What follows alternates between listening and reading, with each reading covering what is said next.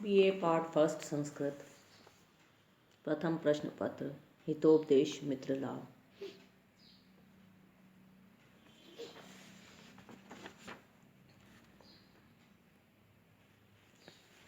159 से 172 पद्य। डॉक्टर मनीषा गोदारा, साचार्य संस्कृत, राजकीय बांगड़ महाविद्यालय, टीटवानी।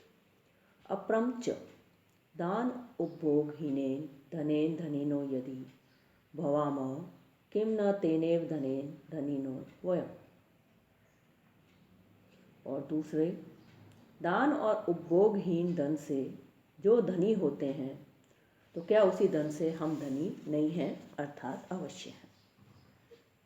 और दूसरे, दान और उपभोगहीन धन से जो धनी होते हैं तो क्या उसी धन से हम धनी नहीं हैं, अर्थात अवश्य हैं। अन्यच्च न देवाय न विप्राय न बंधुभ्यो न च आत्मने कृपणस्य धनम याति वन्य तस्कर पार्थिवै। और जो मनुष्य धन को देवता के, ब्राह्मण के तथा भाई बंधुओं के काम में नहीं लाता है, उस कृपण का धन तो जल जाता है या चोर चुरा ले जाते हैं अथवा राजा छीन लेता है। और जो मनुष्य धन को देवता के, ब्राह्मण के तथा भाई बंधु के काम में नहीं लाता है, उस कृपण का धन तो जल जाता है या चोर चुरा ले जाते हैं अथवा राजा छीन लेता है। अपीच और भी, दानम भोगो नाश तिस्रो गतयो भवन्ति वितस्य यो न ददाति न भुंक्ते तस्य तृतीया गतिर्भवति। और भी दान, भोग और नाश धन की तीन गति होती। और भी दान, भोग और नाश धन की तीन गति होती है। जो न देता है और न उपभोग करता है, उसकी तीसरी गति होती है, अर्थात नाश हो जाता है। और भी दान, भोग और नाश धन की तीन गति होती है। जो न देता है और न खाता है, उसकी तीसरी गति होती है, अर्थात नाश हो जाता है। असंभोगेन सामान्यम कृपणस्य धनम परे अस्य इदम अति संबंधो हानो दुखेन गम्यते। और भी बिना भोगे कृपण का धन दूसरे मनुष्यों के धन के समान है, परंतु हानि होने पर धनी के दुखी होने से ये इसका धन ऐसा जाना जाता है। और भी बिना भोगे कृपण का धन दूसरे मनुष्यों के धन के समान है, परंतु हानि होने पर धनी के दुखी होने से ये इसका धन है ऐसा जाना जाता है। दानम प्रिय वाक् सहितम ज्ञानम अगर्वम क्षमान्वितम शौर्यम वित्तम त्यागनियुक्तम दुर्लभम एतत् चतुष्टयम लोके। प्रिय वाक् सहितम दानम, प्रिय वाणी के सहित दान। अगर्वम ज्ञानम, अहंकार रहित ज्ञान। क्षमान्वितम शौर्यम, और क्षमा युक्त शूरता। त्याग वियुक्तम वित्तम, और दान युक्त धन। दुर्लभम एतत् चतुष्टयम लोके, ये चार बातें दुनिया में दुर्लभ है। उक्तम च,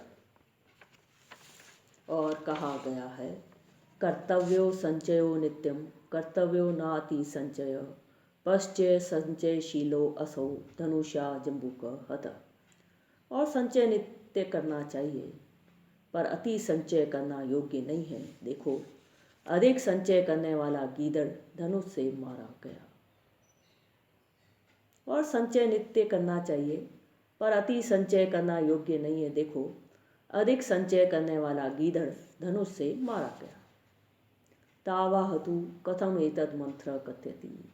ये दोनों बोले, कथा कैसे है? मंथर कहने लगा, कथा 6, शिकारी मृग, शूकर और गीदड़ की कहानी।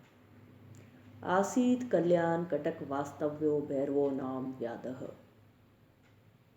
कल्याण कटक बस्ती में एक भैरव नामक व्याध शिकारी रहता था। स च एकदा मृगम अन्विष्य मानो विंध्याटवीं गतवान। वह एक दिन हरिण को ढूंढता ढूंढता विंध्याचल की ओर गया। ततः तेन व्यापादितम मृगम आदाय गच्छता घोराकृति शुक्रो दृष्ट। फिर मारे हुए हरिण को लेकर जाते हुए उसने एक भयंकर शुकर को देखा। तेन व्यादेन मृगम भूमो निधाय शुक्र शरेन आहत। तब उस व्याध ने मृग को भूमि पर रखकर शुकर को बाण से मारा। शुकर को बाण से मारा। शुक्रेण अपि घनघोर गर्जनम कृत्वा स व्याधो मुष्क देशे हत संचिन ध्रुम एव भूमौ निपपात। शुकर ने भी भयंकर गर्जना करके उस व्याध के मुष्क देश में ऐसी टक्कर मारी कि वह कटे हुए पेड़ के समान जमीन पर गिर पड़ा। कल्याण कटक बस्ती में एक भैरव नामक व्याध शिकारी रहता था। वह एक दिन मृग को ढूंढता ढूंढता विंध्याचल की ओर गया। फिर मारे हुए मृग को लेकर जाते हुए उसने भयंकर शुकर को देखा। तब उस व्याध ने मृग को भूमि पर रखकर शुकर को बाण से मारा। शुकर ने भी भयंकर गर्जना करके उस व्याध के मुष्क देश में ऐसी टक्कर मारी कि वह कटे हुए पेड़ के समान जमीन पर गिर पड़ा। यतः क्योंकि जलम अग्निर्विषम शस्त्रम शुद्याधिपतनम गिरे निमित्तम किंचित आसाध्य देहि प्राणी विमुच्यते। क्योंकि जल, अग्नि, विष, शस्त्र, भूख, रोग और पहाड़ से गिरना, इनमें से किसी न किसी बहाने को पाकर प्राणी प्राणों से छूटता है। जल, अग्नि, विष, शस्त्र, भूख, रोग और पहाड़ से गिरना, इनमें से किसी न किसी बहाने को पाकर प्राणी प्राणों से छूटता है अर्थात मृत्यु को प्राप्त होता है। अथ तयोपादास्फालेन सर्पो अपि मृत अर्थांतरम दीर्घरावो नाम जम्बुक परिभ्रमण आहर आरती तान मृतान मृग व्याद्र सर्प शुक्रान अपश्यत अचिंत्यच्च अहो अद्य मत भोजनम मे समुपस्थितम।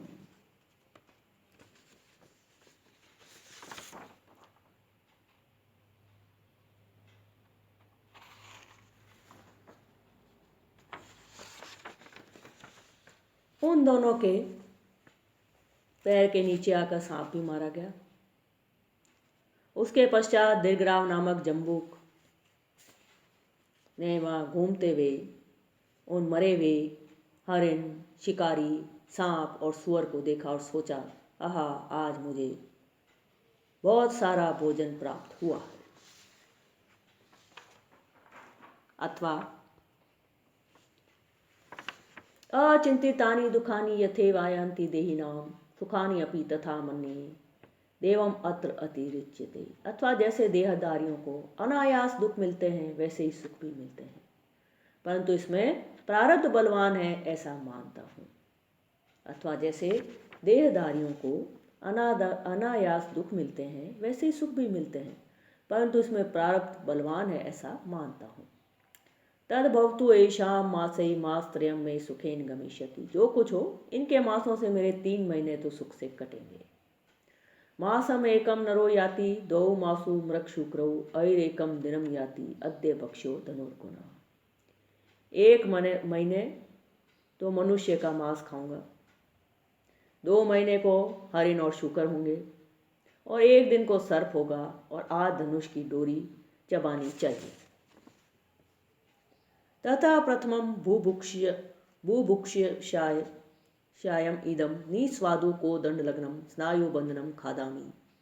फिर पहली भूख में ये स्वाद रहित धनुष में लगा हुआ तांत का बंधन खाऊं। इति उक्त्वा तथा कृते सती छिन्ने स्नायु बंधनम उत्पत्ति तेन धनुषा हृदि निर्भिन्ना स दीर्घराव पंचतत्वम गतः।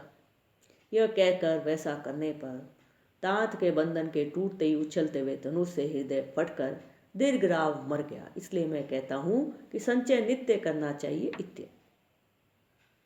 तथा च और भी यद ददाति यद अश्नाति तदेव धनिनो धनम अन्य मृतस्य क्रीडन्ति दारैरपि धनैरपि।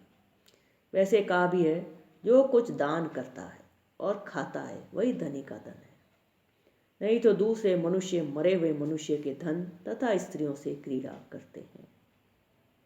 वैसे कहा भी गया है कि जो कुछ दान करता है और खाता है वही धनी का धन है, नहीं तो दूसरे मनुष्य मरे हुए मनुष्य के धन और स्त्रियों से क्रीड़ा करते हैं। किंच और भी यद ददासी विशिष्टेभ्यो यच्च अश्नासि दिने दिने तत्ते विदम अहम मन्ये शेषम कस्यापि रक्षसी। और जो सुपात्रों को देते हैं और नित्य खाते उपयोग करते हैं, मैं उसी को तुम्हारा धन मानता हूँ। और जो सुपात्रों को देते हो और नित्य खाते उपयोग करते हो, मैं उसी को तुम्हारा धन मानता हूँ। और शेष तो दूसरे का है, तुम केवल रक्षा करते हो। और जो सुपात्रों को देते हो और नित्य खाते हो, तत्ते वित्तमन्ये, उसी को मैं तुम्हारा धन मानता हूँ। शेषम कस्यापि रक्षसी, और शेष तो दूसरे का है, तुम केवल रक्षा करते हो। या तू जाने दो किम इदानीम क्रांतोप वर्णन, जाने दो जो हो गया सो हो गया, उसके वर्णन से क्या लाभ।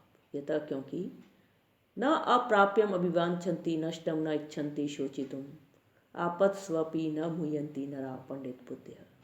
क्योंकि चतुर मनुष्य जो दुर्लभ वस्तु है उसे चाहते नहीं है, जो नष्ट हो गई है उसका सोच नहीं करते हैं, और आपत्ति काल में मोह नहीं करते हैं। क्योंकि चतुर मनुष्य जो दुर्लभ वस्तु है उसे चाहते नहीं है, जो नष्ट हो गई है उसका सोच नहीं करते हैं, और आपत्ति काल में मोह नहीं करते हैं। तत्सखे सर्वदा त्वया सोत्साहेन भवितव्यम, इसलिए मित्र अब तुमको सदा आनंद से रहना चाहिए। यतः क्योंकि शास्त्राणि अधीत्यापि भवन्ति मूर्खा यस्तु क्रियावान पुरुष स विद्वान सुचिंतितम च औषधम आतुरानाम न नाम मात्रेन करोति अरोगम। क्योंकि शास्त्र पढ़कर भी मूर्ख होते हैं, परंतु जो क्रिया में चतुर है वही सच्चा पंडित है। जैसे अच्छे प्रकार से निर्णय की हुई औषधि भी रोगियों को केवल नाम मात्र से अच्छा नहीं कर देती है। शास्त्राणि अधीत्यापि भवन्ति मूर्खा यस्तु क्रियावान पुरुष स विद्वान। क्योंकि शास्त्र पढ़कर भी मूर्ख होते हैं, परंतु जो क्रियावान है, जो क्रिया में चतुर है, वही सच्चा पंडित है। सुचिंतितम च औषधम आतुरानाम न नाम मात्रेन करोति अरोगम। जैसे अच्छे प्रकार से निर्णय की हुई औषधि भी रोगियों को केवल नाम मात्र से अच्छा नहीं कर देती है, उसको उसका सेवन करना पड़ता है।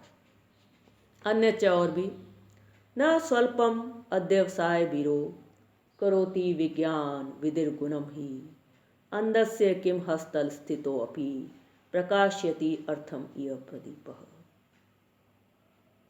न स्वल्पम अध्यवसाय वीरो करोति विद्यान विधिर गुण ही, और दूसरे शास्त्र की विधि उद्योग पराक्रम से डरे हुए मनुष्य को कुछ गुण फायदा नहीं करती है। शास्त्र की विधि उद्योग अर्थात पराक्रम से डरे हुए मनुष्य को कुछ गुण फायदा नहीं करती है। जैसे इस संसार में हाथ पर रखा हुआ भी दीपक अंधे को वस्तु नहीं दिखाता है। जैसे इस संसार में हाथ पर रखा हुआ, हाथ पर धरा हुआ भी दीपक अंधे को वस्तु नहीं दिखाता है।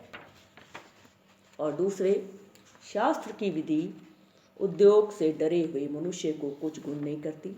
जैसे इस संसार में हाथ पर धरा हुआ रखा हुआ भी दीपक अंधे को वस्तु नहीं दिखाता है।